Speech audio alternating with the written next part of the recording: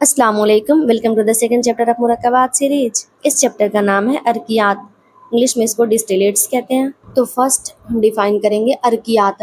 अर्कियात होता क्या है? तो अर्कियात डिस्टिलेट होता है, सिंपल ये एक तरह का पानी होता है जो एक या चंद दवाओं को भिगोकर या बगैर भिगोए जो जोश यानी हीट दिया जाता है और जो इवेपोरेट होता है, जो वाटर उससे इवेपोरेट होता है, उसी पानी को अर्क और अर्कियात कहते हैं। Second topic property. खुसूसियत इसकी क्या होती है, इसकी खासियत क्या होती है? तो फर्स्ट ये जो होता है ये शफ़ाफ़ पानी होता है, डिस्टिलेट होता है। सेकंड होता है इसको डिस्टिलेशन प्रोसेस के ज़रिए हासिल किया जाता है।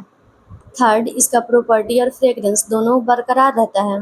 फोर्थ होता है ये एक प्रॉपर फिक्स रेशियो में बनाया जाता है। दवा और जो पानी का रेशियो होता है वो हमेशा फिक्स रहता है। फिफ्थ प्रॉपर्टी ये ट्रेडिशनल और मॉडर्न दोनों मेथड से बनाया जाता है। ट्रेडिशनल में आ जाएगा नल भाप का और करा अनविक, और मॉडर्न में आ जाएगा डिस्टिलेशन मेथड।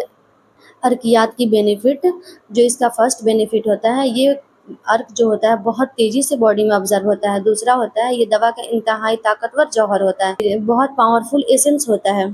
थर्ड जो महंगी और खुशबूदार दवा होता है जैसे परफ्यूम वगैरह हो गया, उसको मुकम्मल प्रिजर्व किया जा सकता है इस मेथड की वजह से। फोर्थ ये खालिस माया होता है यानी प्योर डिस्टिलेट होता है।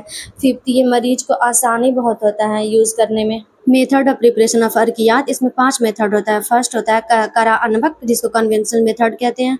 सेकंड होता है नल भाप का। थर्ड होता है हमाम नारिया जिसको इनडायरेक्ट हीट मेथड भी कहते हैं। फोर्थ होता है डिस्टिलेशन प्लांट मेथड। फिफ्थ होता है जिसको तरीकाए खलबी कहते हैं, जिसको piping and the condensation method भी कहते हैं। मेथड ऑफ प्रिपरेशन, इसमें फर्स्ट जो होता है वो करा अनवक कन्वेंशनल मेथड होता है। इसमें क्या होता है ऊपर वाला जो बर्तन का हिस्सा होता है वो खाली होता है और जब हम लोग वेपर बनाते हैं जो वेपर जाता है उससे ठंडा होकर और आगे वाले बर्तन में जमा हो जाता है, इसी को हम कन्वेंशनल मेथड कहते हैं। सेकंड होता है नल भाप का जिसको डेग भाप का भी कहते हैं। इसमें दवा को डेग में रखकर और जोश दिया जाता है और जो इससे वेपर बनता है उसको एक ट्यूब के जरिए ठंडा किया जाता है। इस तरह से अर्क निकालने को नल भाप का कहते हैं।